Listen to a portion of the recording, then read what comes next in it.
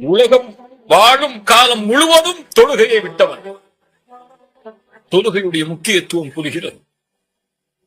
கொடிய பாவம், கொடிய குற்றம், வினாவை விட கொடிய குற்றம் தொழுகையை விடுதல். ஒரு மனிதனை கொலை செய்வதை விட பெரிய குற்றம் தொழுகையை விடுதல். குஃபுர், இறைதான் இப்போது. இப்படிப்பட்ட பாவத்தை செய்த ஒரு அடியான் மனம் திருந்தி தொழுகையை நிலைநாட்ட விரும்புகிறேன் என்று வந்தால் அவன் விட்ட தொழுகையின் பாவங்கள் அனைத்தையும் நன்மைகளாக அப்படியே மாற்றி விடுவான். பாவத்தை மறைப்பதோடு மட்டுமல்லாமல் உலகம் வாழும் காலம் முழுவதும் தொழுகையை விட்டவன். தொழுகையுடைய முக்கியத்துவம் புரிகிறது. கொடிய பாவம், கொடிய குற்றம், வினாவை விட